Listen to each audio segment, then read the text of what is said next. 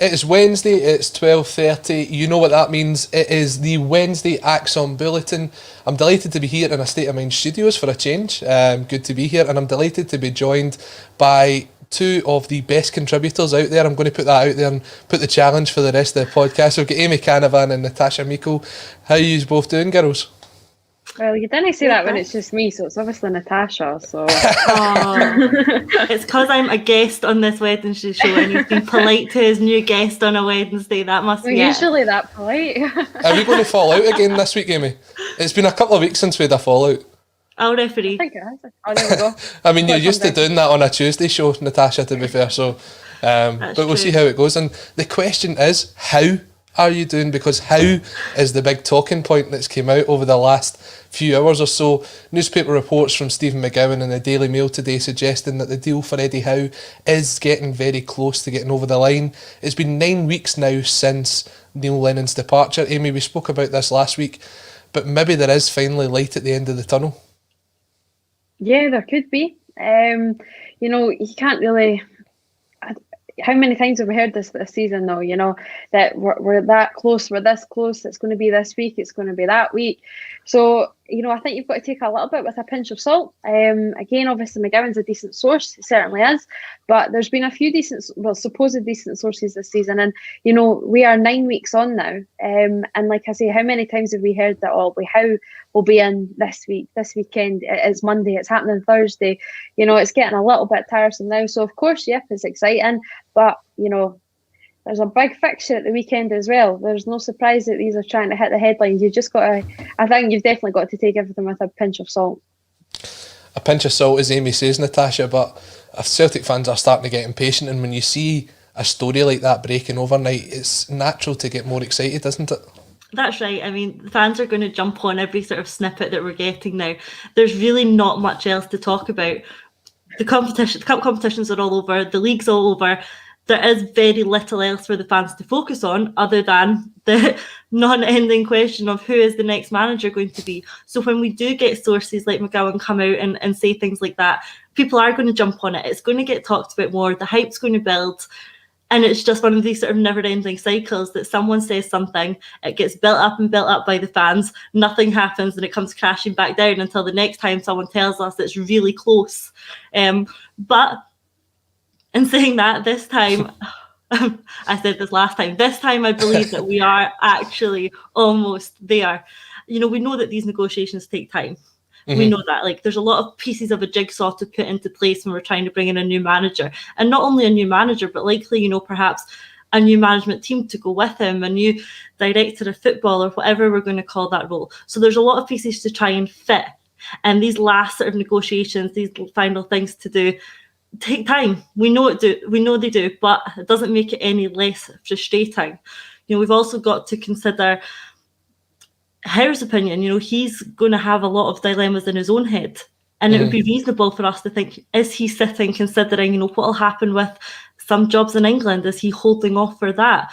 Obviously the last thing we want is to get to the end of the season and him to have stalled so much he then turns elsewhere. Look at the Backroom team who might be coming from Bournemouth. Apparently, we're hearing the rumours are that he wants to bring his Bournemouth team with him. Mm-hmm. Bournemouth are sitting in a position where they're going to get themselves into the playoffs and have a chance, at promotion. If you were a coach at Bournemouth right now and Eddie was asking you to come up to Glasgow with him, but if you're getting that promotion, there's going to be a clause in their contracts that legislate for a massive pay increase if they do get that promotion. So maybe they're, sitting and holding off as well. So a lot of pieces to fall into place, and crossing my fingers, but I think this is the time that the pieces are going to come together and we might have an announcement within the week. Now, that's a massive kind of statement to put out there, an announcement within the week, but I mean it would sort of bring the morale back up amongst the fans. Now, there's two sides of this. There is fans that will get really excited at this news, and there's fans that are kind of at the stage now where it's another story, it's another one. Just like as you were saying, Amy, you've got to kind of take it with a pinch of salt. I'm just going to bring up one of the comments here from Facebook user. It just says, I do not believe a single word of Howe to Celtic. And then you've got fans on the other side like Zinkovic 8754. What an amazing appointment and message it would be if Howe decides to go for Celtic.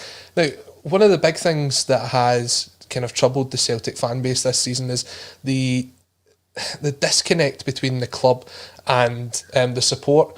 When you look at it, I think if you bring in this appointment, he's not going to be everyone's favourite, but it will start that process of getting the fans back on side. You've got someone that you can trust for the future going forward. Natasha, as you were just saying there, looking at bringing his own boardroom, not his own boardroom, sorry, that would be completely different, his own backroom team to it. Amy, how important will that be that he has his own team going forward? It was one of the big criticisms that was discussed about Neil Lennon's time, was that he was kind of forced upon to take John Kennedy and to take Gavin Strachan and to take the iPad and the laptop and everything else that came along with that deal. But yeah, having your own team, that's very important, and it could be the idea that this is what's holding up this deal. Absolutely. We've said it for pretty much the whole of Lennon's tenure, that it wasn't his own team, and you talk about the laptop and all of that, and it was so obvious that Strachan certainly wasn't in his plans. Kennedy, it was trying to, you can even view that as trying to be a continuation from Rodgers, obviously. I think Kennedy was almost like assistant manager before I think Lennon even officially got that managerial role. So there's all of that sort of, you can maybe see the Kennedy piece in Lennon, and obviously there's a bit of a history there as well. Kennedy's been at the club a very long time, and as a real figurehead. But you look at Strachan, it just there was never really that connection. And then we joke about it, there was more of that connection with the laptop or the iPad. So it is important that Howe gets the team that he wants. So of course, I think, there's going to be a certain select of fans, and we've touched on it before, and I know Natasha has as well on a Tuesday, that you don't want to give the head coach or the manager, whatever role it may be, too much power, because they're not going to be here for 10 years or a Fergie 25 years. Those days in football are long gone. So it is a short stint, maybe 2-3 years. If we're lucky, that's what we'll get out of them. But we have to make this, we have to think about ourselves. Obviously, you're picturing how, yes, it may only be 2-3 years, but you've got to think of us now. We are going into a rebuild right now. And if he's going to be at the forefront of that, you need him to go in wholeheartedly as well. And if he was only comfortable doing that with his backroom staff, then I think you've got to grant him his wishes. This isn't just like a Kevin Graham, Jack Ross sort of scenario. This is a big name, and he's asking for he's wanting a big team for a reason, because he is a big name, and he knows himself that Celtic are doing well if they land him. Tasha's touched on it. If you look at maybe Newcastle and Crystal Palace, these sort of roles may appear. You look at Sheffield United. Sheffield United is one of the a more lucrative club in the sense that what Howe likes to do, get that club back up to the Premier League. He knows that's what he's good at. He knows he can do that. And if he has a budget, what he had at Sheffield United would be similar to what he had at Bournemouth. Maybe that's what he envisages. So if he is wanting to come to Celtic, you've got to grant him his wishes. And I just feel if the backroom staff, obviously, I think maybe 17-18 is a little bit excessive, but you've got to give him his dues. And if it be, obviously the talk to Bournemouth, that is complicated. And these guys are all still in employment as well. And as Natasha's totally said, if they're going for promotion and playoffs are beckoning, then that's going to be tough to steer them away. Then it's going down to relationships between Howe and his team, and you don't want to come too fiddled in with that. But yeah, I think fundamentally you've got to give him a chance, and you've got to give him his team, which he would feel comfortable that rebuild can be the most successful. Yeah, Natasha, Amy's touched on that there about the size of the backroom team. Now, when you look at it, when you think of Celtic's backroom team, the first people that come to mind is John Kennedy, Gavin Strachan, but then you go deeper beyond that again, and there's a lot of people which a lot of Celtic fans won't know who they are, but they play pivotal roles. You see them on the pitch at Lennoxtown, you see them before the games carrying out the training sessions, and when you look at it, as Amy says, Howe has had teams of 13, 14, 15 before, but it is giving the man the complete freedom to implement his own style. And as Amy also said, some of them may also be at Bournemouth. Now, Bournemouth are in the position at the minute where they're challenging to get back in to the Premier League. With that could maybe come a bonus, an increase in wage. So it is important for Celtic to kind of see it out, and will it be that if they announce Howe this week, which would be fantastic ahead of the game at the weekend, it may just be that it's Howe plus 3, 4, 5 at the minute, with more to come, very similar to the way that Stephen Glass was announced at Aberdeen, with the knowledge that Scott Brown would be joining him in the summer. Yeah, absolutely. And I think I think you're right about them timing the announcement properly. There are only 3 games left of this season.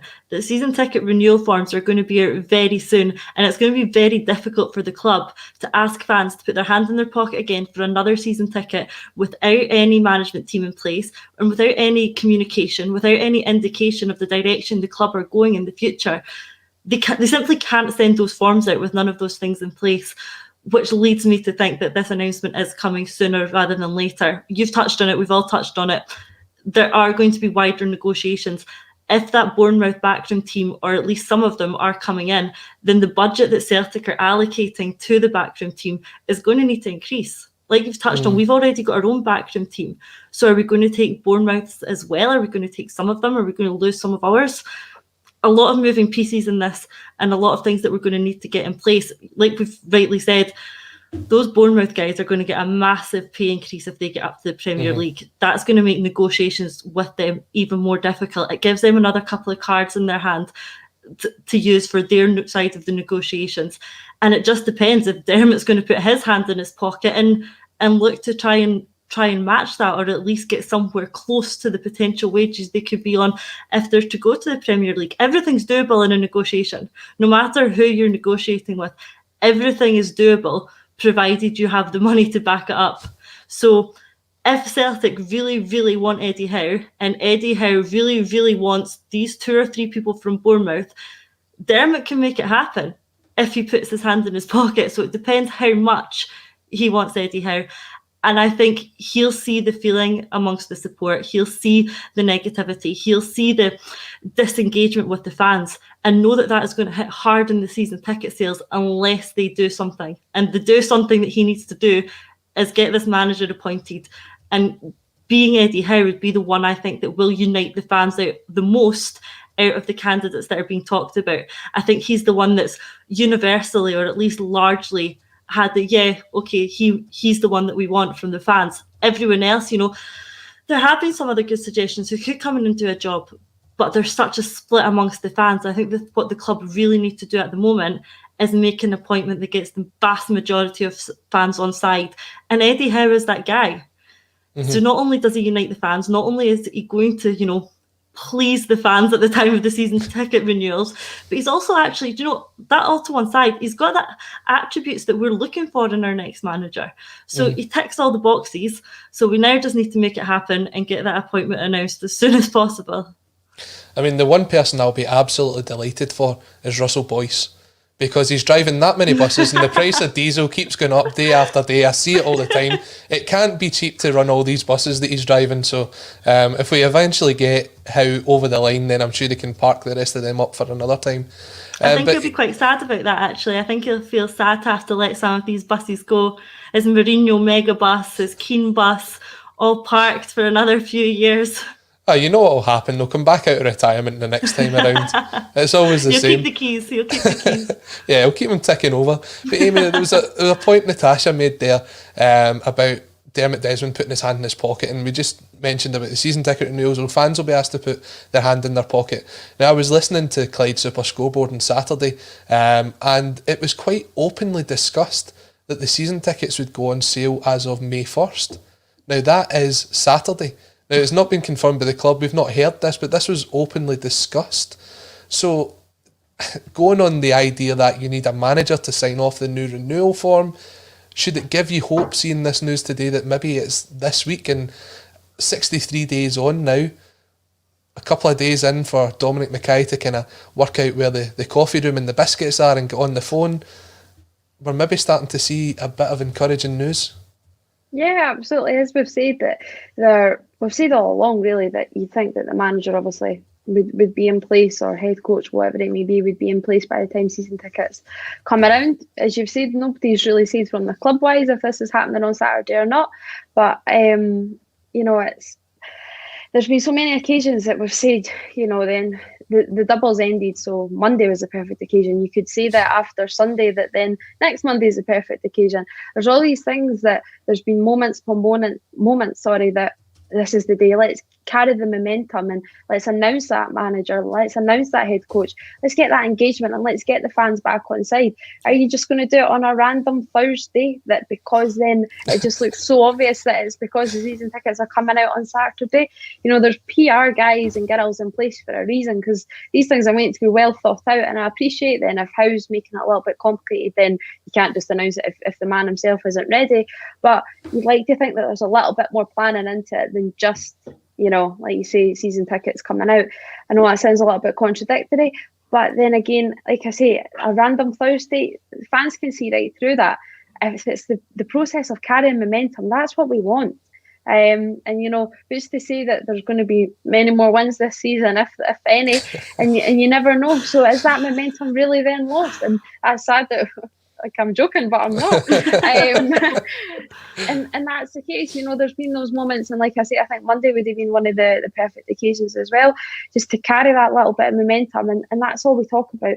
You know, it's reading the room, which the club have failed to do all season. Mm-hmm. There's no sort of engagement, so the communication's not been there. You know, maybe last week with Mackay was the perfect time, even if not the perfect time to announce how. Last week with Mackay was certainly the perfect time to put out a little statement and just say, you know, it's a holding statement, a manager, we are looking for one. You know, well, the hunt is on, the process is underway, because there's really still not been any recognition of that. You know, obviously, the fact that we're having to talk amongst ourselves and saying, you know, we're hoping there's work going on behind the scenes, we should be in the knowledge that there's something going on behind the scenes, and that Dermot Desmond's working tirelessly and X, Y, and Z, they are working tirelessly. We are just hoping. And really, is there really much vouching that we should have the hope in the club this season? I don't really think so. So, you know, it's maybe a little bit of blind loyalty, but like I say, if it's on a random Thursday, then so be it. I think that the quote goes, it's the hope that kills you, and that's kind of the way it's been for Celtic this season. Just want to bring this point up from Declan McConville, who's on the Thursday Club, and I'll make sure to carry on this tradition, Amy, of getting the names right at the end of the show. Good man. That's been a couple of weeks in a row now. If you remember 5 years ago, Davies and Driscoll took a week after the Rodgers announcement, so that's what we were saying earlier. If it's a case of having to wait on Howe's backroom team, just get them in, and then we can go through that afterwards.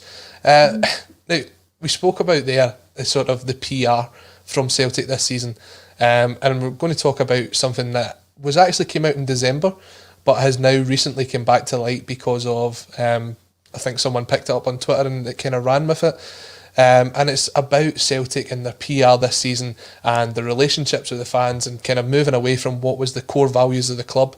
And it's to do with the partnership that Celtic have announced this season with a company called Dahu International. Natasha, you know a bit more about that. Is that connects Dahu International? Is that the name of them? That's right, yeah. It's a bit of a strange one, isn't it? And like you say, it did fly under the radar.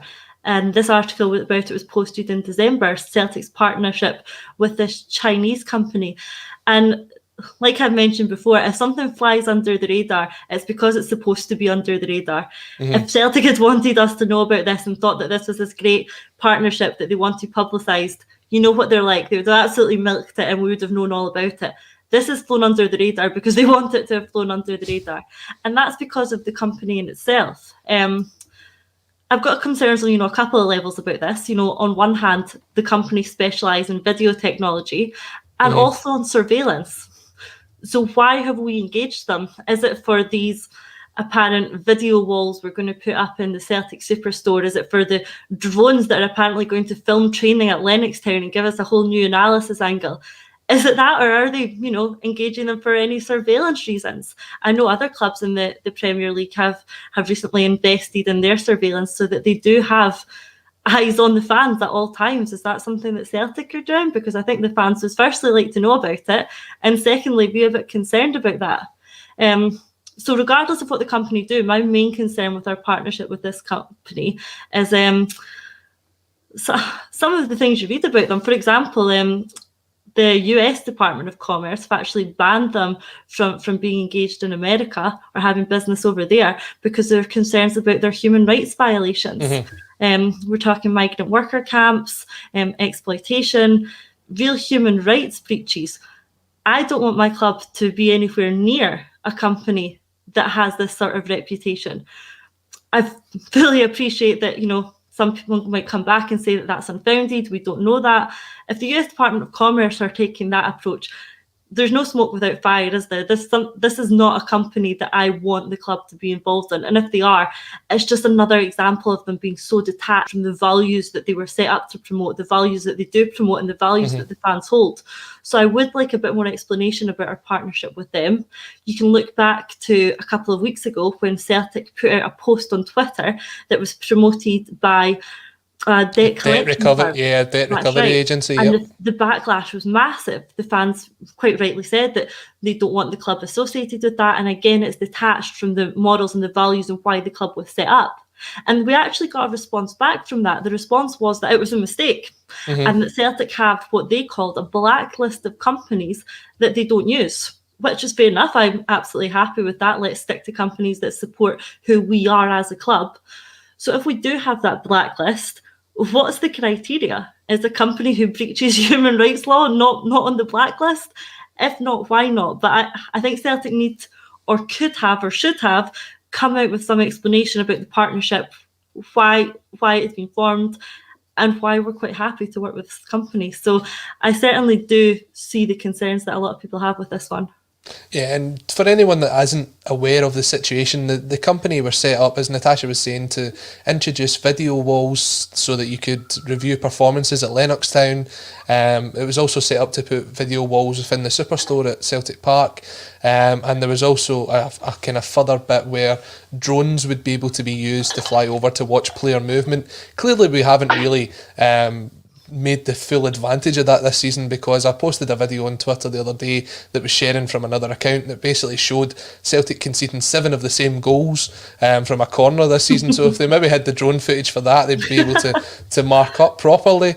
But Amy, you look at it, as Natasha said, there's a sort of PR disaster coming out of the club with this, and it's only just resurfaced from December. We spoke about the debt recovery agency and it taken away from the fact that Celtic were founded as a club to feed the poor in the East End and the immigrants. My main concern with this wasn't the fact it was a Chinese company and the connections with the US, because you see it now. How many people have a Huawei phone? How many people have a Chinese phone that is now banned from going into the US? But when you look at it, the human rights concerns, the idea that they're actually kind of monitoring people 24/7, the sort of big brother attitude to it, it's something Celtic should really distance themselves from, isn't it? Yeah, I just have to completely and utterly agree with Natasha there. You know, you just need to reiterate really that I don't want my club associated with anything like this. And as Natasha said, nobody will. You're looking back on our values, our morals, what we were founded upon, and this is not what we stand for. So again, as Natasha rightly said, there's a reason that this has went under the radar, because the club wants it to be. So there needs to be a little bit of knowledge on it, and I'm totally behind anyone who can bring any sort of light to it, because as we've said, it's just all the connotations that are being brought with this are things that I certainly do not want the club to be associated with. Yeah, and it'll be interesting to see what the response is. Natasha, as you said, the reaction that the debt recovery agency got, I mean, that got a statement within, 3-4 hours from the club as soon as they'd put that out.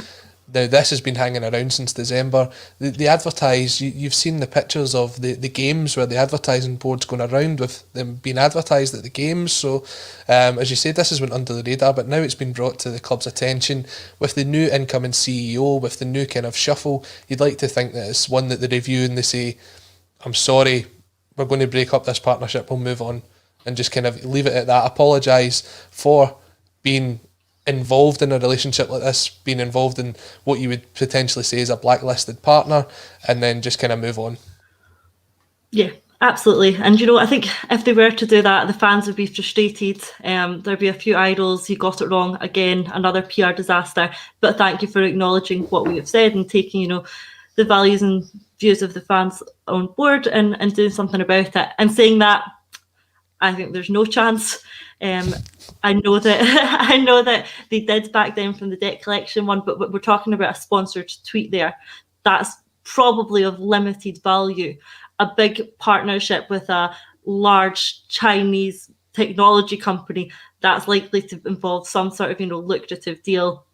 the board aren't going to back out of this one, I don't think. I think they might ignore it. We shall see. But going by the recent engagement from the club, my hopes are not high on a response on this. Just bringing up this point from Kieran 1888, only went under the radar because the drones are blocking the signal. Tinfoil hats on, boys. Yeah, that's a good one. I've got to give him that one. But yeah, I said PR nightmare. It's something that you want the club to take first hand, deal with it. Look, there's been plenty of PR disasters in football this season. We've seen what happened with the European Super League down south. As you mentioned, this debt recovery agency, there's lots of issues to go on with, but you just like to think that the club can acknowledge it, make the apology and move on, and we'll see what happens there. Speaking about, though, PR and discussions, there is a big event taking place on A Celtic State of Mind tonight at 7 p.m, and Natasha, you're heavily involved in this as well, so we'll get your points in a second. But just to advertise it slightly, Celtic Shared and Celtic Trust are coming together to take part on A Celtic State of Mind tonight, and we'll be debating the Celtic Trust share proposal. Now, there will be involvement from 20-minute Tims, 4 Tims and a podcast, the North Curve Celtic, 67 Hail Hail, More Than 90 Minutes podcast, and also the Homeboys. Natasha, you're also involved in this tonight, so tell us a bit more about what we should be expecting. Yes, we had the Celtic Share guys on the show before, and they told us a bit about their proposals, which is a show that went down really well. The guys are great, and their proposals are really interesting. For all those who follow Celtic Share or the Celtic Trust on Twitter or any social media platform, you'll see their proposal about refunds to the fans who have purchased season tickets by way of a share issue. I think we can all agree that we've all paid 500, 600, 700, whatever was paid for their season tickets this year, and had very little value back for that. Really, the equivalent of a Celtic TV pass. What's that, about £90 worth? That's what we've had in return for that money we spent on our season ticket. I think we all agree that we feel a bit shortchanged by that, and the club need to do something to compensate that, and to mark the loyalty of the fans and continuing to give them the money, especially in a time like this. The club don't know the fans' financial positions, especially during this period of lockdown, furlough. It's a difficult time for a lot of people, and £500, £600 is not an insignificant amount of money to give for absolutely nothing in return. So what Celtic Shared and Celtic Trust are proposing is that the club refund the fans for their season tickets, not in cash, but in shares, so the money stays within the club. Now, they've been detailing this proposal in a lot more detail than I'm giving here on their Instagram and Twitter pages. But there is a lot of debate, there's a lot of discussion, and people have a lot of questions, which is only natural with a proposal like this. So tonight's event, it looks great. We've got a panel lined up with representatives from both Celtic Trust and Celtic Shared, hosted by us on ACSOM. And we have representatives from all the podcasts that you just mentioned who are going to come on and ask these guys questions. There's only so much detail and so much debate you can have on Twitter with a character limit. You can't answer these questions in full detail. You can't give the sort of explanations that you want to. So what we're creating here is almost like a town hall event where we've got a panel, we've got our virtual audience from the podcasts who can come on and ask these guys anything. It's no holds barred. If people are critical of the proposal, that's absolutely fine. Come along, make your point, listen to what the guys have to say in response. But yeah, so no questions off limits. The guys are going to be there to answer them. We're going to get a lot more detail about the proposal and why they think it's a good idea and why this is the best way forward for the fans and for the club, while still giving some sort of added value. If anyone's got any questions that they'd like to be put to the panel, then feel free to send us them over on social media, on Twitter. Send them to me, send them to ACSOM, Celtic Shared, Celtic Trust. Send them in and we'll use them as part of the show. Otherwise, tune in at 7 o'clock and have a listen. Let us know what you think. Now, Amy, there was the point we discussed a couple of weeks ago when the proposal first came out, and we got a bit of stick for what we said, saying that we didn't believe that it was the right thing for the club to do. We didn't think that it was something that would go ahead. But now you're getting to see more information coming out from Celtic Shared, Celtic Trust. It will potentially change a couple of people's ideas on the scenario. For me, I'm not completely sold on it. I will listen tonight to see if it changes my mind any. But taking a look at it, do you think this is a good proposal that's been put forward by the Trust and by Celtic Shared to compensate fans for this additional value? Natasha, you mentioned refunds, but we know it's not really a refund. Celtic have said there is no refunds this season, but fans have always been asking for this additional value. You get a virtual match programme, which I don't think 95% of fans have even noticed coming into their inbox. We've had the odd game here and there, but as Natasha says, Amy, it's sort of getting a video package this year. It's probably to the value of about £100 to make up the rest of the shortfall. They're suggesting the shares. Is it the right way to go? Well, as Natasha's rightly said, tonight is all about then you're gaining the information about this proposal. If there was stick a few weeks ago from us, then it's probably because the issue or the proposal was a little bit thin. But tonight there's that platform there to gain everything. So to be honest, tomorrow's panel is probably the best people to ask, because you're gonna have all of that information behind you. But you know, it's certainly there, and it's obviously got a little bit more beef now, because there's going to be, you know, seven podcasts, including ACSOM, all there. So there's momentum, and that's all we really spoke about. It's all about momentum. So it's going to be there tonight. Natasha's definitely sold it to me. So, you know, I'm certainly looking forward to it. I'm just going to bring this point up. It goes back to what we were just discussing a second ago, and it's from Paul McLean. It says, really, Nat, but betting firms are okay. Look, we're not saying betting firms are okay, but there's a lot of things that are wrong with the way that Celtic go about their business. The betting things is a real concern for me, and I'll give a shout out to a local person down my way, Gam Talk, who is a charity set up to help people that have had issues with their gambling addictions before. They're going round schools to teach kids on the kind of the issues that could potentially come up if they ever get into the habit, and to help people out. And they've got some fantastic sponsors with Lauren Shankland of Dundee United who are helping them out as well. So look, gambling, that is something that I'd like to see us moving away from. You've saw over the last kind of few years where, I say few years, it's gone back a bit now, where there used to be the sort of cigarette companies sponsoring events, and that's moved on. I think it's a societal thing when it comes down to that, and eventually people will start to move away from the gambling thing. I think you already see it on some jerseys where it says gamble responsibly under the gambling sponsorship.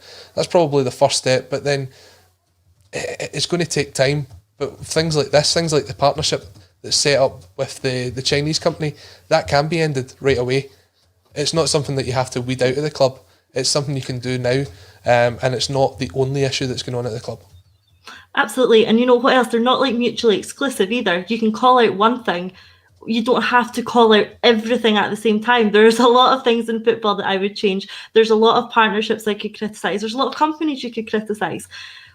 But that, on one hand, does not prevent you from calling out another. This is something that's just come onto our radar recently, something that we've discussed amongst ourselves on Twitter, and now we've discussed on the show. If we want to get into the whole association with gambling, with football, with alcohol sponsors in football, that would take up hours. We could do our full other show on that. But us calling out, you know, a Chinese company and calling out drinks and advertising and all the sorts of different betting and advertising, they're not mutually exclusive. We can do one without having to do the other, and I think we're all pretty much on the same page on that. And as someone that likes to always put a wee comment in now and again, and I've had some good banter with him over the time, Monty, I can't bring up his point because I don't want to bring up some profanity, but it basically just says stop using Parks of Hamilton as well, and that's probably something else that Celtic could look to do next season, is to maybe change the bus company as well, try and move this sort of connection with the club across the city away from that. And it's something that we're going to talk about, is the game against them at the weekend. Not many people want to talk about it. We're getting to a stage now where 3 games left in a season is 3 games too many. You just want to look ahead. But we do have the game to talk about. But Natasha, just rounding up on the event that's taking place tonight, getting the questions in and stuff like that is also interactive tonight. People can leave comments and it might also get discussed. You're right. Just like you can leave comments on this show, the show will be broadcast live across our Twitter page, our Facebook page, the YouTube channel. So just like you comment on this show now, go ahead and comment your questions during the show, and we can bring them up as well. So it can be fully interactive, and we look forward to everyone's questions coming in. Yeah, definitely. And we're looking forward to seeing all the comments that's coming in so far on Facebook, on Twitter and on YouTube. We are sitting at 11.2k subscribers, so if you haven't already done so, 11.3, I've just been corrected by producer Paul. So if you haven't already done so, hit the like, subscribe buttons. They do really help us to grow the channel, and make sure that you tune in tonight at 7 o'clock for the discussion with the Trust and with Celtic Shared. But the main talking point we have here is on the bottom of the screen, and it's some of the changes that have been suggested for the game at the weekend. Now, Amy, we discussed this last week. John Kennedy came out with his interview before the Aberdeen game, and he was quoted as saying that it was time to start making some changes to the side. The focus was always on picking up the points, but I mean, you look at that team that played against Aberdeen last Wednesday, the only change was almost enforced by bringing in Nir Beaton for Chris Ayer. Now, when are these changes going to be made? There's only 3 games to go. You've got the big game at the weekend. Do we expect to see some coming up, or is it just a case of another false promise? I think it's a false promise. I think anybody now that, if it happens, then great, it's a bit of a surprise. But as you said last week, we were talking about all those changes. We spent almost the whole show talking about all these potential changes, and then, well, we looked like a right pair of tubes, didn't we? Not for the first time. Not for the first time. Not for the first time. That lineup came out, and like you say, what was it? Beaton for Ayer, and you're shaking your head. So, it's, you look at those. Would I like Soro in for Brown? Yes. Would I like Rogic in for Christie? Yes. Would I like Griff in for Eddie? Yes. Is it going to happen? I don't think that all 3 are going to happen. There you go. You don't make fun of me again. It's a bit of a mess. It really is, And is it time for Kennedy to be bold? Well, it was probably bold about 6 weeks ago. It was time, about 6 weeks ago to be bold, and it's not happening. So, do I see it happening this weekend? Of all weekends, I don't, to be honest with you. Yeah, and it's now the 3rd time that we've played them under Kennedy's management. Imagine saying that, Kennedy's management. I don't think he'll have a managerial job once he leaves Celtic, let's be honest. But surely, Natasha, you must have learned something from the previous 2 occasions against him to line up at the weekend, maybe with a couple of changes put in there, and actually maybe give it a go, because that's one of the things that we've been critical about, is that we've had these 2 games, there've been 2 free shots at them, and we've still struggled to lay a finger on them. Yeah, do you know, I'm probably with Amy on this one. I think Kennedy's team selections over the last few weeks have shown us that he is not going to, rock the boat. He's going to keep it the same, very little changes. And I think he's just trying to keep us ticking over and avoid, anything disastrous until the end of the season. I get both points that I've been seeing, discussed when we're talking about this game. On one hand, it's important that we go and win it. Yes, it's a dead rubber. Yes, it doesn't matter in terms of the league position. But, it's still a Glasgow derby. It's always going to matter to the fans. And like I said yesterday, the players are playing for pride, the pride of the club, their professional pride. And this means something to the fans. This is the last chance for the players to avoid ending the season without having beaten Rangers. We need to give this absolutely everything, although to all intents and purposes it is a dead rubber. This is a game that's massively important for us to go out and win and stop their invincible league season. So with that in mind, you have one argument which says, okay, then let's put out our strongest team, let's put out our best team and go and really try and win this game. And the argument then is that our best team involves players like Edouard, it involves Christie, it involves Ayer, like the team that we've seen over the last few weeks, the supposed starting 11 need to start to try and win this game. But my answer to that would be, is that our best team? Look how poorly they performed over the last couple of weeks.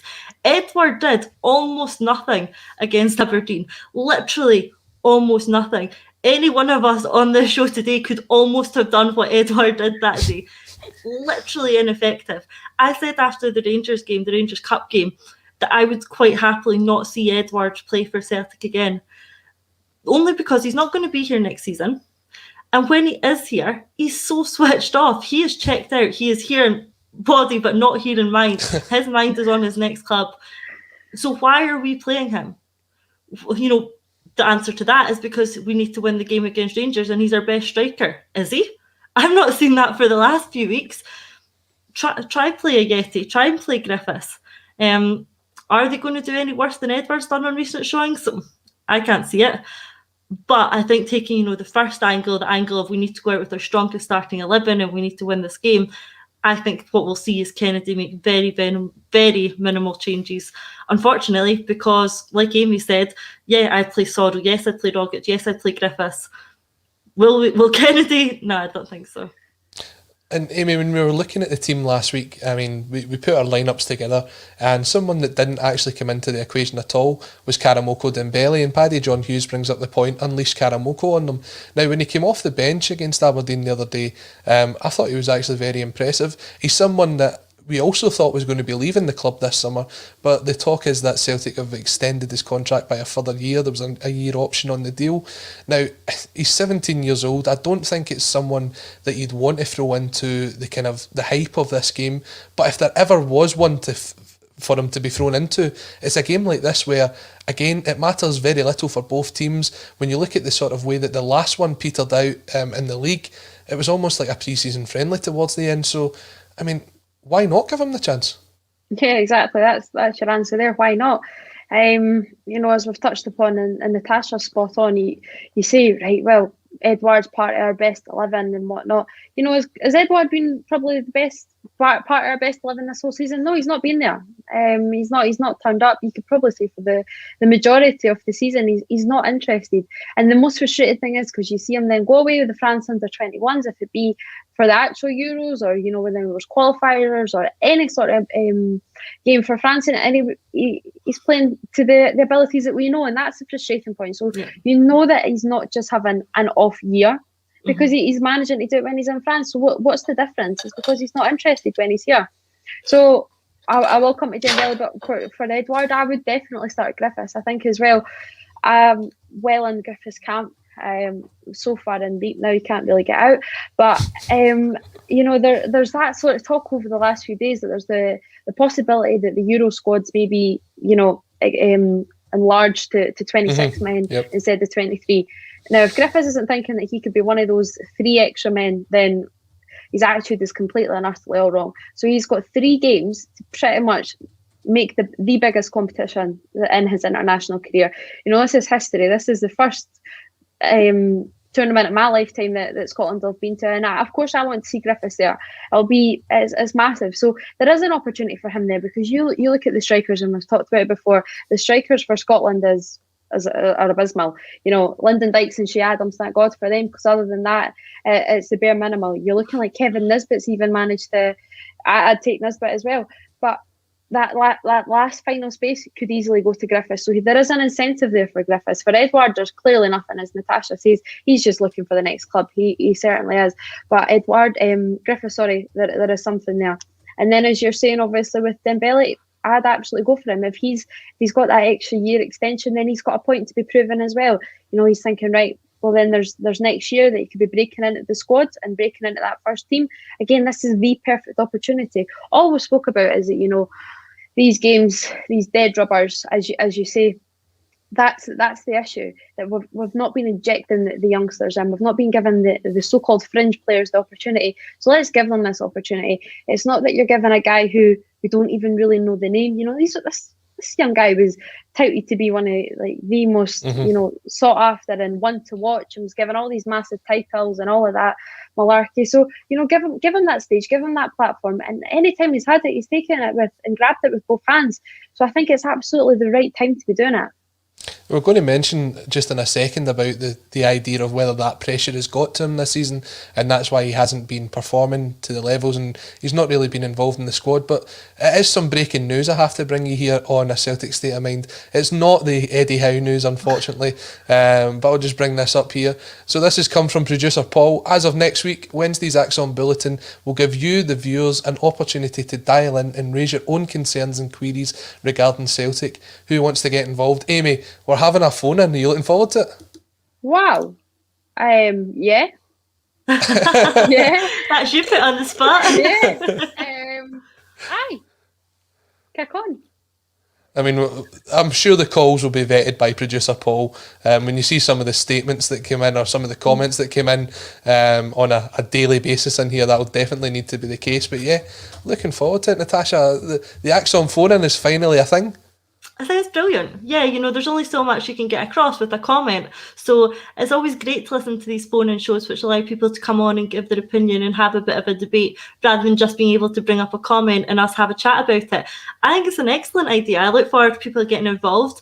I certainly don't envy producer Paul's task of, vetoing who's coming on and who isn't. But yeah, brilliant. Let's bring it on, and I look forward to it. I look forward to all the different calls from next week. So people get thinking, what do you want to talk about? Get ready for the phone in. Yeah, brilliant. Just seeing some of the comments getting brought up here by producer Paul. So yeah, lots to think about next week, Amy. We're going to need to be on our best behaviour next week. We need to watch. Oh my God. No pressure, pal. Yeah, we might have to have a language warning. Yeah, we'll have to put up something along the bottom of the screen, like we have an age limit on this now.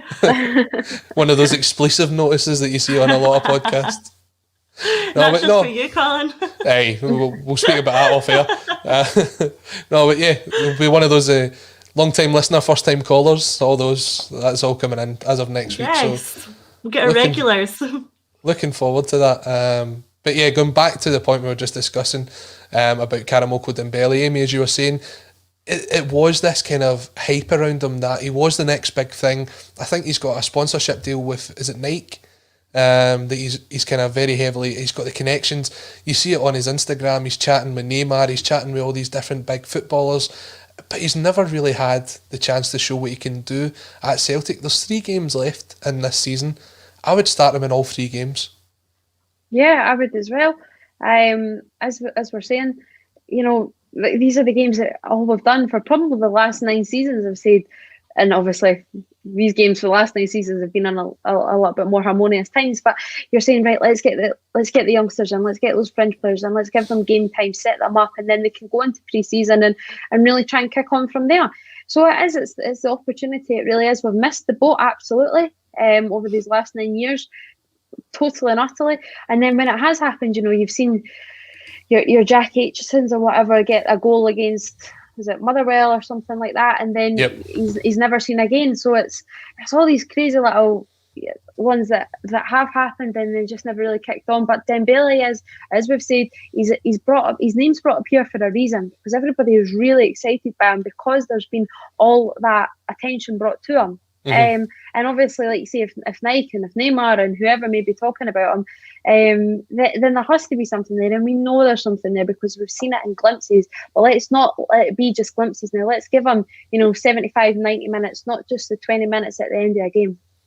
Yeah, I mean, I always go back to the first game that I ever went to, and it was Celtic against Dundee United back in the season 99-2000, and the team that lined up that day, there was a lot of 16, 17 year olds. I think it was until the point of Jack Aitchison maybe playing, it was the youngest ever player, was it Mark Fotheringham?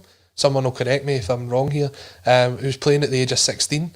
Now, I would love for the last game of the season for us to put out a team like that again, but I just can't see it because we've loaned all these players out. We saw Luca Connell getting an assist for Queen's Park the other day. Ewan Otu's game for Clyde last night was called off at the last minute due to one of the Clyde players picking up a positive test, so we wish them well. But look, I'd love to see these youth players getting a chance. We saw Dane Murray on the bench for the game against Aberdeen. We've also seen Adam Montgomery, Natasha. Look, maybe the game at the weekend's not the right opportunity, but in these last 2 games you've got to see what you can get out of them. And as you said, actually the players that haven't been doing it for us this season, take a seat. Yeah, I agree. And these players that you mentioned, these young players coming through, they've got something to play for still. They've got to play to impress. I know it might be a different management team in place, but I hope it'll be a different management team in place by the start of next season. But they're still trying to impress. A lot of the backroom team at Celtic will still be around. They've got to try and impress and show why they deserve a place at the club next season and start pushing for the first team next season. So now we're talking about a group of guys who actually have something to play for in these last 2 games you mentioned, rather than the group of guys who already got their minds out of the door. I get that maybe this weekend's game isn't the ideal time to play them, but that actually just frustrates me even more because the minute the league was done was the right time. We've had weeks of it being the right time to give these players game time. Even if we're not talking about the full game, we're talking, half an hour, 20 minutes, something. Their opportunity has been there for weeks, and it's frustrating to me that Kennedy hasn't chosen to mix this up at all. for me, I have no idea why he's continued to play Scott Brown. We know that Scott Brown is leaving at the end of the season. He even played him against the club he is going to join. That decision will never make sense to me. I'd love him to explain it to us. Why Soro wasn't in there instead of him, I don't know. For me, it just looks like Kennedy is trying to cause as little disruption as possible in his time in charge, not have any disastrous results, and just try and steady the ship until the end of the season and not really try anything different, stamp his own identity on it, because I'm really not seeing any of that. Going forward, I can't see him changing that for the next 3 games. As much as I'd like to see the young guys come in and get a shot, if he was going to do that, he would have done it by now. So I don't think he is. Maybe the last game of the season he'll do it. We'll see. I was speaking with the boys at Red Tinted Glasses, an Aberdeen podcast. They were very gracious enough to have me on to discuss the pre-match and post-match of the game, and that was the big surprise for them, was that Scott Brown was playing. They know they're anticipating him coming up this season. They're talking about which kind of performance you're going to get out of him, how many games they're going to play. But what they said, and it was a very interesting point, was the fact that Ferguson and Campbell were up against Scott Brown. It almost made them raise their game, because they're like, well, this is my opportunity to show you you're not just walking straight into that team. And if you're going to raise the performances of the opposition, I wouldn't have you playing, as you're saying, play guys like Soro. Now, Soro, it was quite interesting. I looked up the stats. He's played 21 times this season, which was a surprise to me. I didn't think he'd actually got that amount of games in, but he has only started 11 of them, so 10 of them came off the bench. It's probably 2-3 minute performances that we've not seen. With only 3 games left in the season, and as if you read the papers, there is speculation that Tottenham Hotspur are interested in him. Now, Amy, we spoke about players leaving this summer. We don't need any more, otherwise we'll struggle to put a 5-a-side team out. But look, it's time to give these guys a chance. For me, if I go through it, Soro for Brown is one I would definitely do. Rogic for Christie, I'm not 100% on. I don't What? know. You're not a fan of dropping Christie? No, let me finish. Come on. I would drop Christie, but I would play Dembele through the middle. And I would have Forrest and Elyounoussi at either side of him. I think it's great that James Forrest is going to be back for this game, according to John Kennedy anyway. Looking at his performances since he came back from injury, it showed you exactly what we've been missing. We've been missing that width. And I think we have to ditch the diamond and go back to the 4-2-3-1. Griff for Eddie, it is probably, as Natasha was saying, it's probably the most obvious one. Amy, I agree with you as well. He's got 3 games to show why he should be part of that. Is it 26-man squad for the Euros? Confirmed, but there's the potential. UEFA obviously wanting it to be extended. Yeah. So, I mean, he's also playing for his Celtic future. For me, if he had any of those chances that Edward had in the first half up at Pittodrie, he'd have stuck at least one of them away. And the one that he did have, he did put away. So he's got that hunger. Yeah, he's kind of let us down sometimes this season, but just unleash him and see what you've got. So, yes, Amy, I'm dropping Ryan Christie this time. I know it caused a bit of debate, but I'm going Soro for Brown, I'm going Dembele for Christie, and I will go with Griff for Eddie. But apart from that, do you see any other major changes coming in for the game at the weekend? Or is it just going to be a case of Kennedy says we'll make changes, we'll make them maybe eventually? You know, it could be Beaton starting again and Ayer maybe going to right back. Could maybe see that, but I think he's quite comfortable with Kenny. I think that'd be maybe more the fans would potentially want that. But then again, do you really want Ayer playing out of position? But then again, he's really quite strong at right back. So it's, you know, there's that buts and maybes. But I think, in all honesty, he'll stick, if Ayer's fit, he'll stick Ayer at centre half, and Kenny will play. And my God, let's just hope it's Greg Taylor. And I know I get a fair amount of pelters that Taylor's not much better. Oh, he is. Yeah, I'm with you on that, Amy. I would definitely have Taylor in over Laxalt. I mean, when Laxalt first came in, I thought we had a player on our hands. You know, I thought he stood out. I thought he looked brilliant. The more I've seen of him, the more he has regressed. And I think we have to just look at the first half against Rangers in the Cup. Laxalt, both our full-backs were shocking. Taylor is much more solid defensively, and we need that against Rangers. Look how often we concede from, set pieces, from cross balls. Laxalt is so often out of position, it draws the rest of the back line out of position. Because he has ran somewhere in the pitch that he is not meant to be, Ayer then gets caught in two minds about whether he's meant to go over and cover.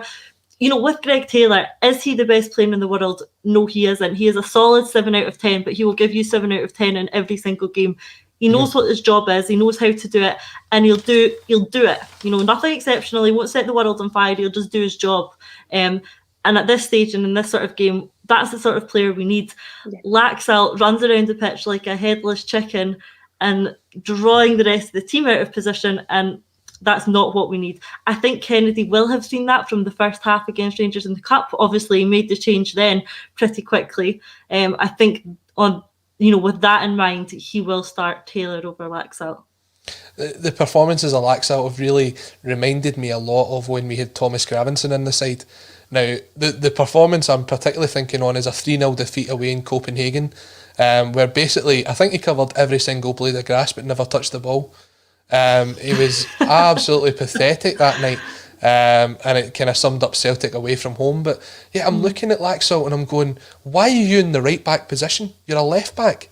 He's all over the shop, and this is a guy that had actually won his way into the team of the tournament at the World Cup. Yep. Maybe it was his brother, I don't know. But it just wasn't the Laxalt that we're seeing for Celtic this season. And yeah, you mentioned Greg Taylor being a sort of 7 out of 10, but then when I look at it, the right back that came on for Aberdeen at the last week, he was only a 17-year-old boy. He came on for Ross McCrory, and I thought he put Taylor kind of well behind him. He was getting past him, he was getting the balls in. Maybe something for Celtic to take a look at. I know the red tinted boys will be raging that I've suggested that as a transfer target, but look, there's a lot of good talent in Scottish football, but Greg Taylor probably has his level. It wasn't his best game in a Celtic jersey, but yeah, it's again giving the youth a chance. Adam Montgomery's also there, that has been suggested in the left back position. That'll probably not be this weekend, but over the last 2 games maybe we'll see what we can get out of him.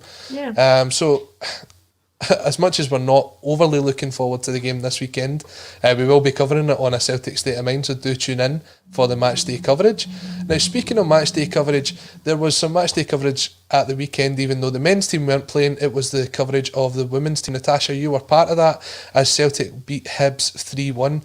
Now, this kind of coverage that's been given to the women's game over the last few weeks, I know other websites out there like the Cynic have been doing it all season, but getting this focus on the women's game, it can only help the development, doesn't it? That's it, exactly it. If we want to develop and grow the women's game, we need to give it more visibility, and that's not only in mainstream media, but fan media like ours can do our part in building the game as well. Just by us covering it, we can draw more attention to it and we can draw more viewers to it, but we can only draw more viewers to it if it's being broadcast. So we need places like the BBC. Let's look at BT, let's look at Sky. They need to start broadcasting these games like they are going to start doing in England. Let's keep the Scottish game up there as well. And it's great for shows like us to be able to draw more viewers to it.